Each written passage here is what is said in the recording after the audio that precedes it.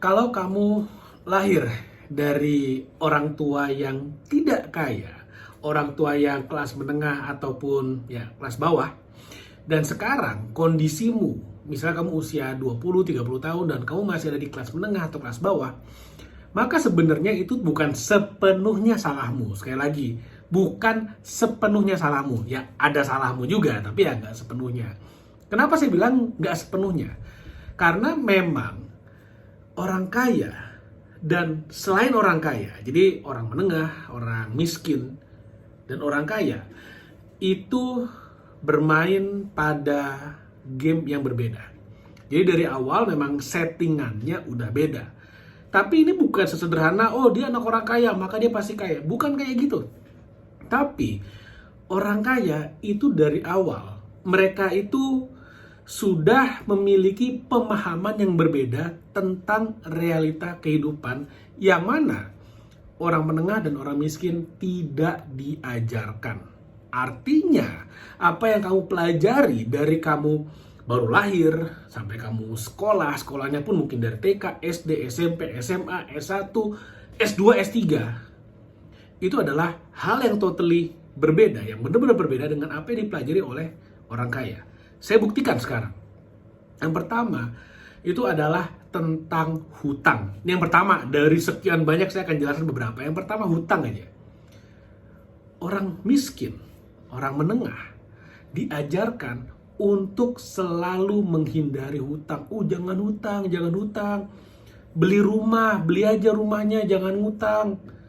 Kita selalu ditakut-takuti dengan hutang. Sedangkan orang kaya, mereka dari kecil udah diajarkan bagaimana caranya mulai bisnis, berinvestasi, semuanya menggunakan uang orang lain. Artinya apa? Dari kecil, anak-anak orang kaya ini udah dididik untuk tidak takut dengan hutang. Mereka udah dididik bagaimana caranya mengelola hutang supaya mereka bisa jadi orang kaya nantinya. Supaya mereka bisa jadi lebih kaya daripada orang tuanya. Sedangkan si menengah dan si miskin, mungkin kamu salah satunya, tapi sekali lagi tidak sepenuhnya salahmu. Karena memang tidak pernah diajarkan. Dari kamu sekolah sampai tamat sekolah, pelajarnya kan simpel aja. Ayo nak, sekolah yang rajin supaya pinter, nilainya tinggi. Jadi kalau bagi orang miskin, orang menengah, definisi pinter adalah ketika nilainya tinggi, ketika ulangan nilainya 10. Kenapa harus nilainya 10? Supaya nanti bisa dapat kuliah di tempat yang bagus sehingga bisa dapat kerja yang gajinya tinggi. Salah nggak dapat kerja di gaji yang tinggi? Nggak salah. Tapi yang salah adalah kita nggak pernah diajarin setelahnya apa. Orang kaya, mereka juga sebenarnya diajarinnya sama untuk hal tersebut. Ayo sekolah yang benar, supaya dapat pendidikan yang bagus, supaya setelah dapat pendidikan yang bagus, kamu belajar bekerja di tempat profesional, sehingga nantinya kamu akan punya pengalaman meneruskan usaha keluarga. Mindsetnya beda. Si kaya dari kecil sudah dididik memiliki orientasi yang sangat jauh. Orientasinya udah berpuluh tahun ke depan. Si miskin dan si menengah diajarkan sampai mereka dapat kerja selesai. Lalu kemudian tentang gajian, tentang pekerjaan, ini juga mindsetnya berbeda dari kecil. Si miskin, si menengah diajarkan pokoknya kamu dapat kerja, kamu meniti karir, cari pekerjaan yang aman, meniti karir, lalu kemudian pensiun, punya tabungan, punya rumah. Selesai. Si kaya nggak selesai di sana. Si kaya diajarkan, kamu kerja sama orang supaya kamu punya pengalaman, kamu bisa mulai bisnismu sendiri atau kamu bisa meneruskan usaha keluarga dan meningkatkan di level berikutnya. Diajarkan dari kecil bahwa gaji itu harus diinvestasikan. Ini adalah hal yang tidak pernah diajarkan kepada orang menengah dan orang miskin di sekolah di tingkat mana atau di pelajaran apa. Kita diajarkan tentang pentingnya berinvestasi. Gimana caranya berinvestasi yang benar? Kita dapat gaji, lalu kemudian gimana cara pakai gaji supaya kita jadi kaya? Nggak pernah diajarin. Nggak pernah diajarin. Orang kaya udah ngajarin itu dari mereka kecil. Itu bedanya. Sehingga kelas menengah dan kelas miskin, mereka karena tidak pernah diajarin, sekali lagi, karena nggak pernah dikasih tahu ilmunya, akhirnya apa yang terjadi? Gajian langsung mikir mau healing, mau melukat di Ubud, nah langsung mau mikir mau staycation, mau jalan-jalan, mau nonton, mau traktir teman makan, seperti itu. Orang kaya karena mereka udah diajarin dari kecil, dapat gaji diinvestasikan. Dari kecil mereka udah diajarin investasi. Dari kecil mereka udah diajarin gimana caranya bisa membangun perusahaan, gimana caranya mengurus legalitas perusahaan, itu dari kecil mereka udah diajarin.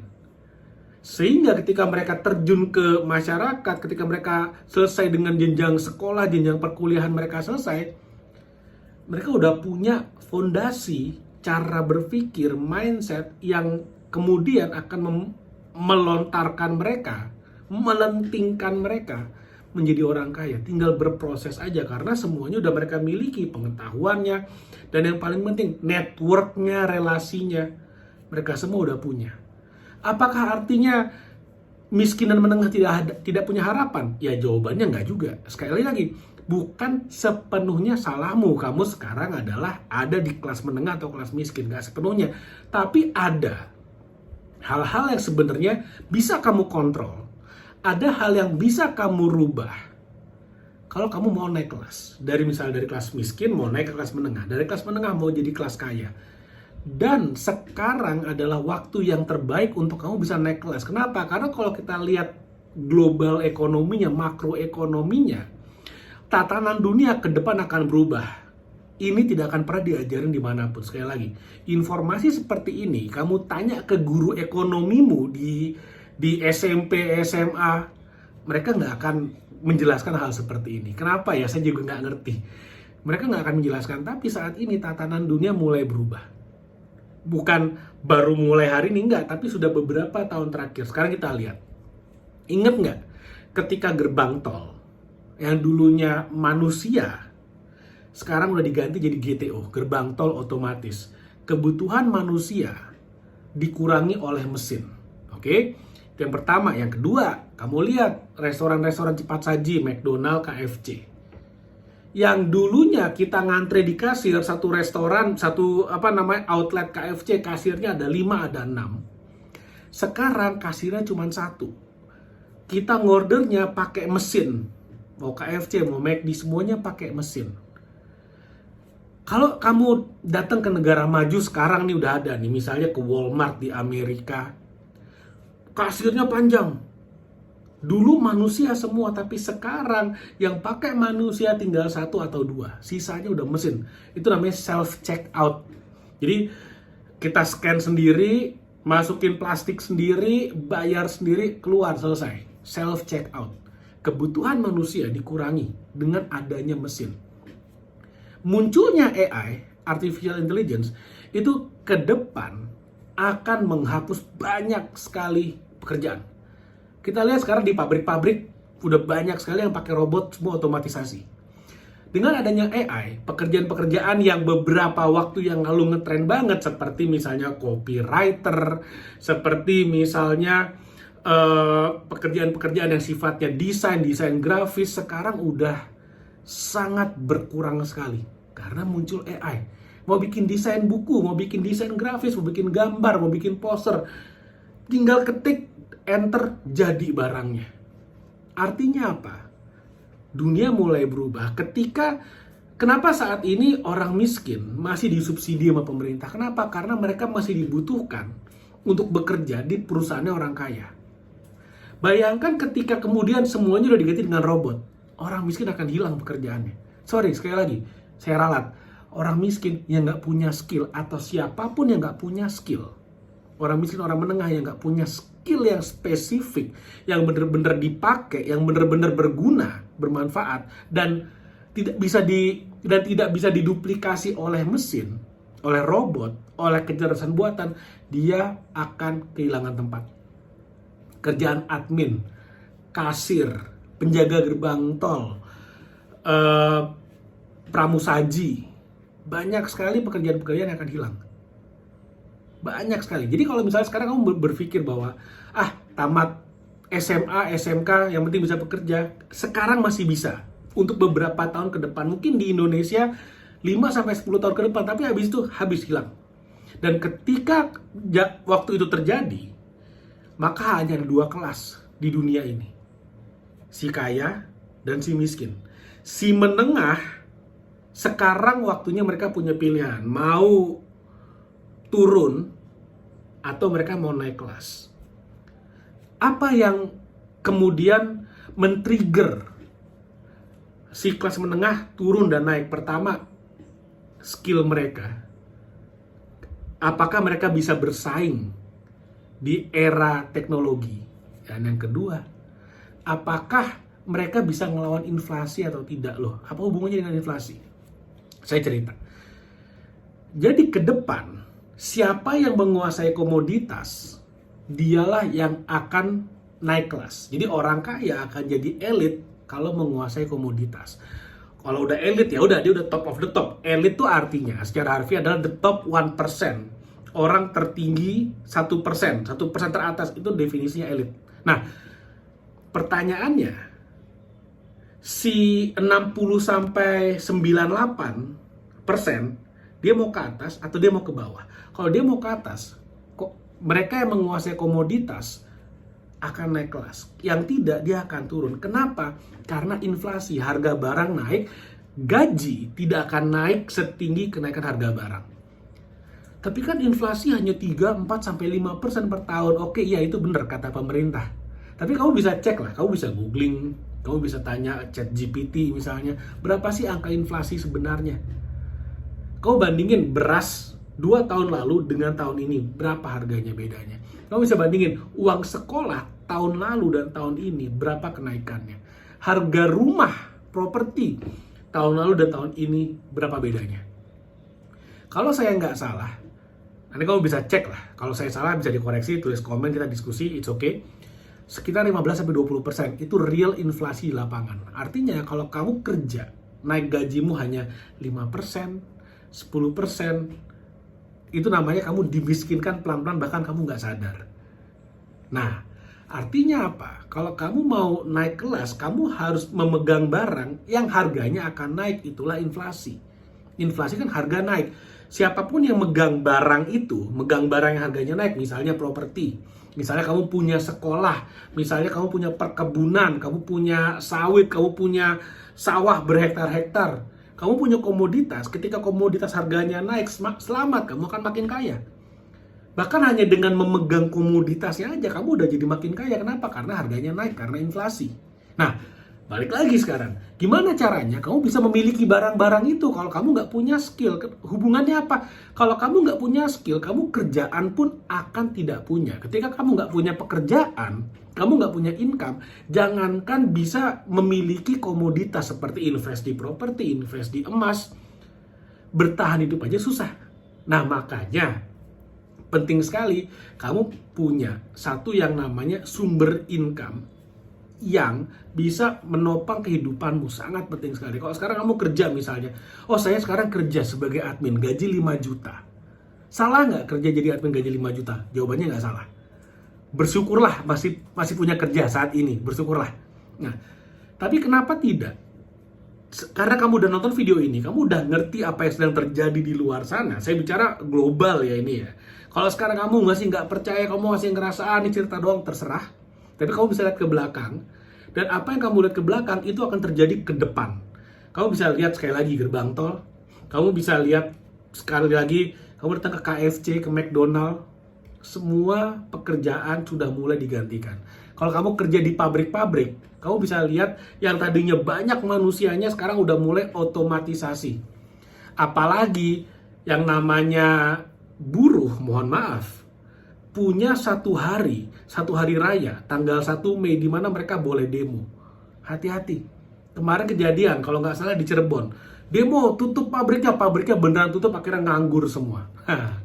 Itu akan terjadi kalau hanya tergantung pada satu sumber income. Kenapa enggak? Atau gimana kalau kamu pulang kerja jam 5, kamu bangun bisnis sampingan sampai jam 10 malam aja setiap hari.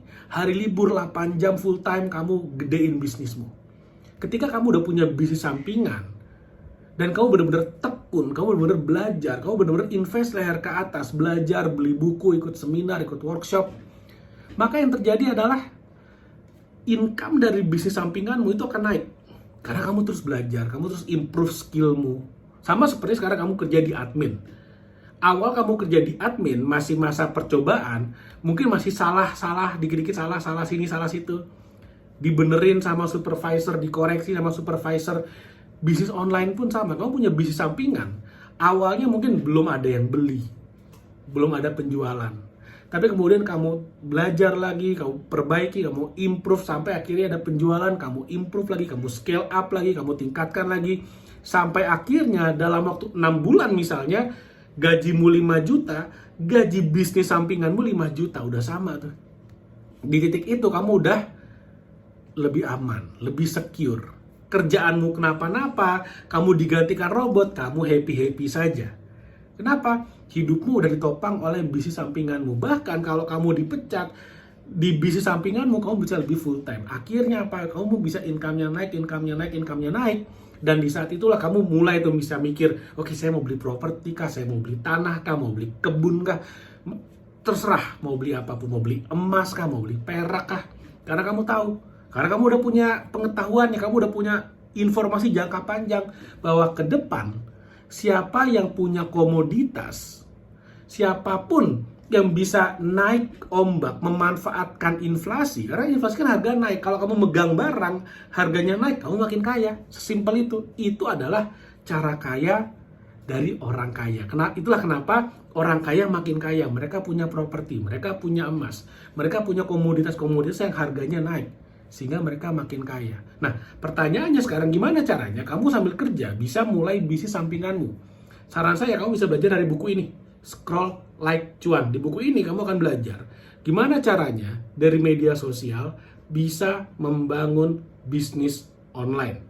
Kamu masih pemula, kamu gak usah khawatir karena buku ini memang saya rancang untuk pemula. Nih ilmunya padat banget, semuanya ada di sini. Mulai dari gimana caranya nyari barang, nyari marketnya gimana caranya, cari barangnya gimana, cara pilih media sosialnya gimana, cara bikin kontennya gimana, cara bikin orang jadi tertarik mau beli gimana. Lalu kemudian yang paling penting di buku ini juga diajarkan, bahkan ada 100 cara menjawab keraguan calon customer. Ada semuanya di sini. Jadi gimana cara balas WhatsApp-nya kalau orang nggak mau beli, orang nggak minat, orang ngerasa barangmu nggak bagus, gimana cara ngejawabnya sehingga mereka jadi mau beli. Semuanya ada di buku ini. Saya benar-benar bikin buku ini untuk bantu kamu yang masih pemula, masih awam, supaya kamu bisa punya bisnis sampingan di luar pekerjaanmu. Sehingga amit-amit terjadi apa-apa dengan pekerjaanmu, kamu bisa selamat karena kamu udah punya bisnis sampingan. Oke? Mudah-mudahan apa yang saya share bermanfaat. Kalau kamu mau order bukunya, linknya ada di bawah, silakan di order bukunya Invest Leher ke Atas. Terima kasih, semoga bermanfaat. Sampai ketemu lagi di video berikutnya.